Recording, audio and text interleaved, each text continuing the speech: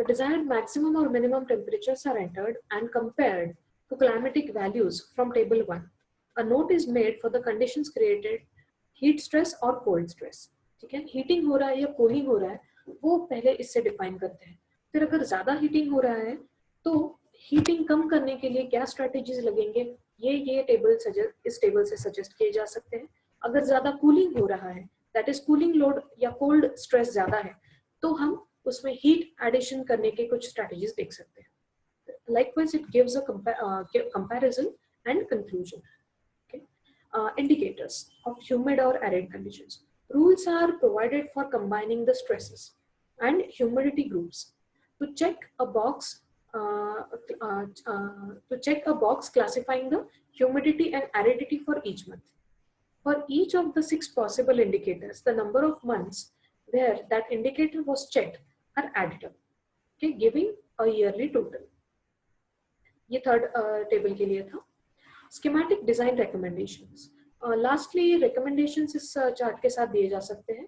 The yearly totals in table 4 correspond to rows in this table listing schematic design recommendations. For example, building oriented on east-west axis to reduce the sun exposure.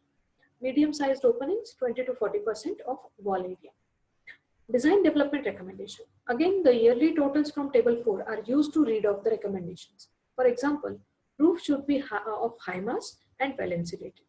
So table number 3 and 4 are not given in the Krishnan's book, but they are present in any chart or the Excel sheet that I have provided.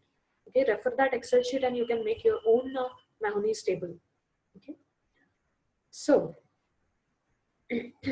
moving on, these methods of analysis are asked in exams as well as if you go for any designing any climate responsive buildings. These tools are still used by designers. Okay, this gives you an idea about implementation of design strategies. These are the baselines for selection of any passive cooling or heating strategies. ठीक है.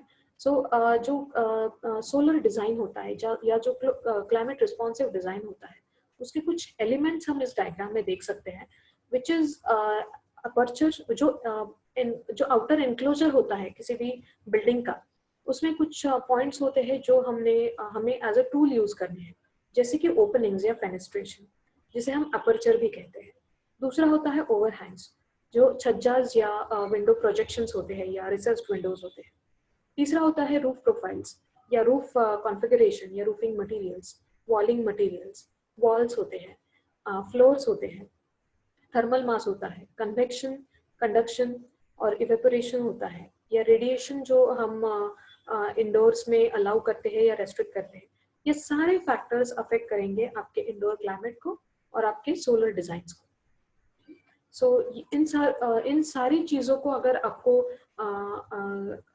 Design करना है या decisions लेने हैं, तो आपको ज़रूरत पड़ती है इन टूल्स ऑफ एनालिसिस की जो हमने देखे, which is bioclimatic chart and Mahoney's tables.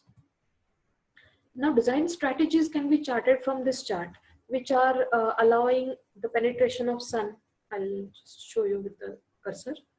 Okay, winter sun is allowed, but summer sun is excluded by the means of chajjas. So these are the strategies which you are going to chart or draft for your particular climatic zone.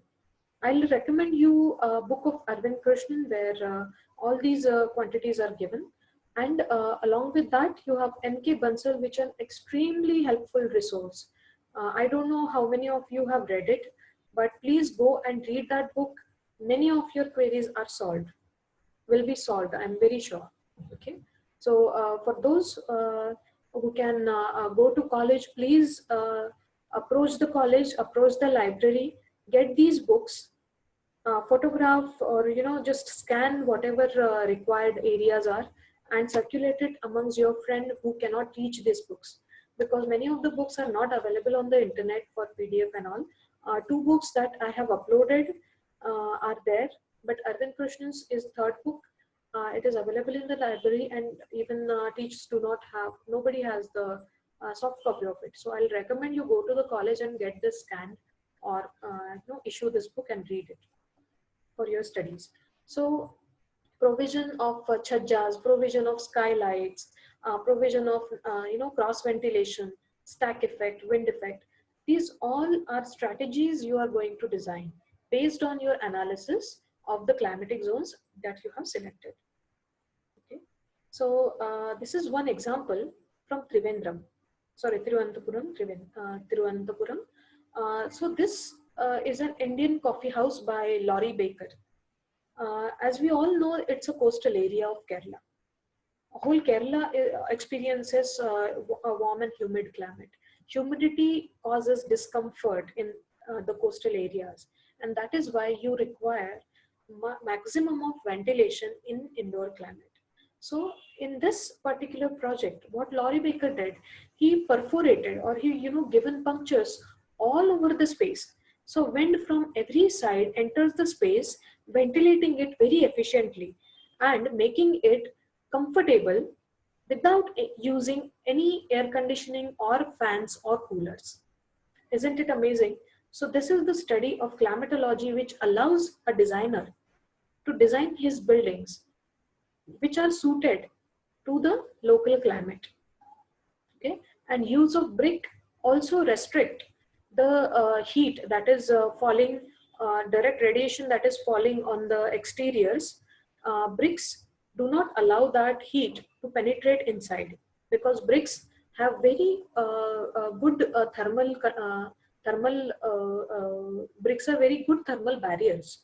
It does not transmit much of the heat that is radiated from outside. So material wise and design wise, this project serves as a best example suited to its climate. Okay, you can look for more such projects, and you're going to check or give two sheets or two slides of any one case study of your climate. Okay, try to stick to the vernacular house forms or vernacular buildings. Okay, or you can go for any project which is designed by any architect. That is also fine, but look for the case studies in your comfort zone and a very short crisp presentation of what is the building is about and how it responds to climate, whether the facade is treated, whether the roof is helping maintain the indoor microclimate, or provision of water bodies are there, or provision of jalis are there. What is there? Okay, so you have to find out that one or two factors which are incorporated in the design by designer or by their traditional knowledge. Okay, so likewise you will give a submission of one case study, a very short presentation. Again, I'm repeating, no extra data. You just have to mention the building and strategies used in that building. You can also add a few sketches. I'll recommend you to add sketches. We will not rely only on photographs. And tell your classmates and your viewers about how that building is made to satisfy the need of human thermal comfort. Okay. So yes, some basic differences between climate responsive building and climate rejecting buildings are architectural forms that create some microclimate. Okay, for example, courtyards are there, natural ventilation or daylighting is there. Seasonally, these buildings are very dynamic. For every season, they cater to comfortable climate.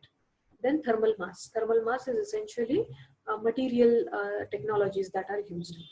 And climate rejecting buildings are they completely ignore local climate. For example, any glass building in the Nagpur, so it does not justifies any use of glass in such harsh climate. Okay, so they use HVAC and very mechanic. They are dependent on mechanical ventilation, mechanical cooling, air conditioning, and they use excessive energy for their operation. Seasonally, they are static. In any season you go, you will not find a difference in any indoor climate because it does not conversate with the exterior climates, and it has very lightweight materials. It is not. It does not have thicker walls to isolate the indoors or anything. So this is the basic difference you should understand while designing climate responsive building as well as climate rejecting buildings. So that is all about the climate analysis, analysis of climatic data, and I'll attach the submissions along with, and hope to see all the submission in next class along with a very clear understanding of climatic data and analysis.